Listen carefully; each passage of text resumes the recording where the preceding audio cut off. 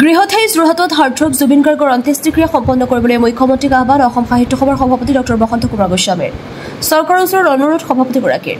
যোৰহাটৰ বাইপাছৰ কাষতে চৰকাৰী মাটি আছে তাতে অন্ত্যেষ্টিক্ৰিয়া সম্পন্ন কৰিবলৈ অনুৰোধ জনাই সভাপতিগৰাকীয়ে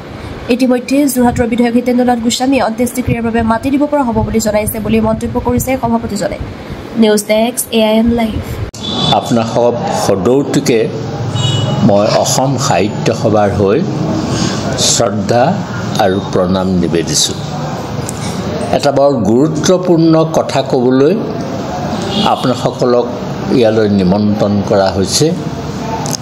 আপোনাসব সকলোৱে জানে কালি এটা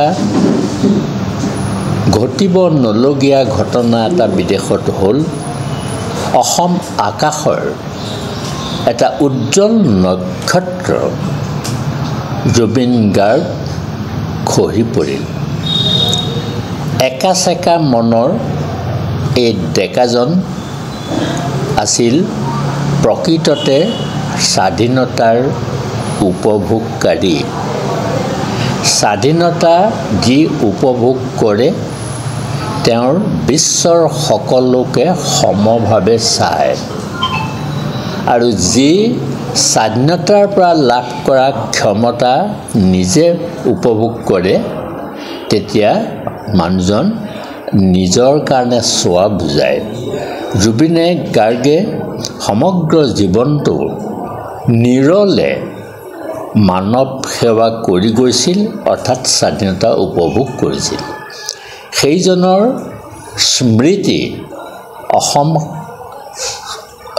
ৰাইজ যিমান দিনলৈকে জীয়াই থাকিব অসমৰ মাটি পানী জীয়াই থকালৈকে জুবিন গাৰ্গৰ নাম অসমৰ মাটিত সদায় ধ্বনিত হৈ থাকিব কিন্তু আপোনাসকলক আজি মাতি অনাৰ আমাৰ মূল কাৰণটো হ'ল যে জুবিন গাৰ্গ জাজিৰ তামুলী চিগাৰ তেওঁৰ মূল ঘৰ আছিল আৰু পিতৃয়ে আহি যোৰহাটৰ চোলাধৰাত বঙালপুখুৰীত ক্লাব ৰোডৰ কাষতে এটা ঘৰ দুৱাৰ সাজি তাতে থাকিবলৈ ল'লে আৰু তাৰ ফলস্বৰূপে জুবিন গাৰ্গ যোৰহতীয়া হৈ পৰিল আৰু তাৰ মানে জুবিনৰ প্ৰাথমিক শিক্ষা আৰু উচ্চ শিক্ষা যোৰহাটতে তেওঁ লাভ কৰিবলৈ সুযোগ পাইছিল সৰ্বোপৰি তেওঁৰ সংগীতৰ যিটো জয়যাত্ৰা আপোনাসকলে শুনি সন্তোষ পাব যে বঙালপুখুৰীৰ যিভাগ পূজা মন্দিৰ আছে সেই পূজা মন্দিৰতেই এই জুবিন গাৰ্গ নামৰ শিশুটিয়ে প্ৰতিভা প্ৰদৰ্শন কৰিবলৈ সক্ষম হৈছিল আৰু তাৰ যিটো পৰিসীমা সমগ্ৰ যোৰহাটতে পৰিব্যক্ত হৈছিল সকলোৱে জুবিন গাৰ্গক শিশু অৱস্থাতে চিনি পোৱা হৈছিল তাৰ মানে আমি এইটো কথা ক'ব খুজিছোঁ যে জুবিন গাৰ্গৰ প্ৰথম সম্পৰ্কটো যোৰহাটৰ লগত আৰু সেয়ে যোৰহাটবাসীয়ে জুবিন গাৰ্গৰ আজিৰ এই মহাপ্ৰস্থানৰ সময়ত প্ৰতিগৰাকী যোৰহাটবাসী প্ৰতিটো যোৰহাটৰ অনুষ্ঠান প্ৰতিষ্ঠান সকলোৱে আমাক ফোন কৰি জনাইছে যে জুবিন গাৰ্গৰ সমাধি যোৰহাটতে হ'ব লাগে সেই অনুক্ৰমে মই যোৰহাটৰ বিভিন্ন দল সংগঠনৰ লগতো আলোচনা কৰিছোঁ আৰু ইতিমধ্যে পোৱা খবৰ মতে অসম সাহিত্য সভাই মতামতটো অসম চৰকাৰেও বিচাৰিছে গতিকে আমি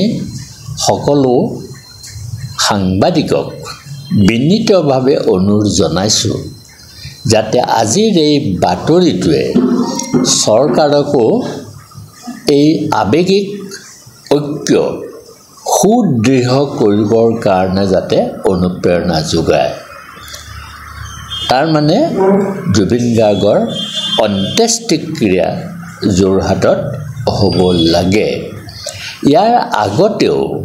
আমাৰ জ্যোতিপ্ৰসাদ আগৰৱালাৰ অন্ত্যেষ্টিক্ৰিয়া তেজপুৰত হৈছিল, বিষ্ণুপ্ৰসাদ ৰাভাৰো তেনেকৈ স্থানীয়ভাৱে হৈছিল, আনন্দ চন্দ্ৰ আগৰৱালাৰো তেনেকৈ আনন্দগিৰি যিটো পাহাৰ আছে এতিয়া তেজপুৰত তাতে হৈছিল। প্ৰতিগৰাকী মহীৰূহৰ জন্মস্থানতেই আচলতে তেওঁলোকৰ সমাধি ক্ষেত্ৰ নিৰ্মাণ হৈছিল। গতিকে অসমৰ ৰাইজৰ হৈ আৰু যোৰহাটবাসীৰ হৈ মই চৰকাৰৰ ওচৰত বিনীতভাৱে অনুৰোধ জনাব খুজিছোঁ যাতে জুবিন গাৰ্গৰ সমাধিস্থল যোৰহাটত নগৰৰ আশে পাশে সৰ্বজন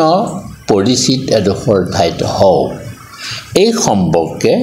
যোৰহাটৰ স্থানীয় বিধায়ক মহোদয়ৰ লগত মই পুৱা যি কথা পাতিছিলোঁ,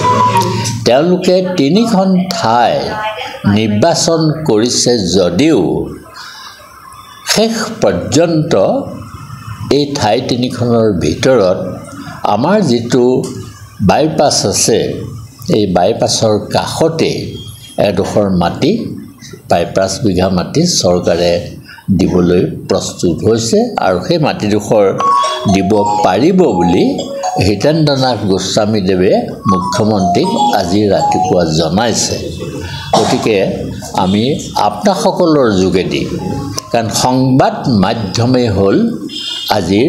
বৰ্তমান জগতৰ এটা চালিকা শক্তি আৰু সংবাদ মাধ্যমলৈ চৰকাৰেও ভয় কৰে। যিকোনো খবৰ আৰু বিজ্ঞাপনৰ বাবে যোগাযোগ কৰক 7896121996 লগতে 7002537271 আৰু 9854011916।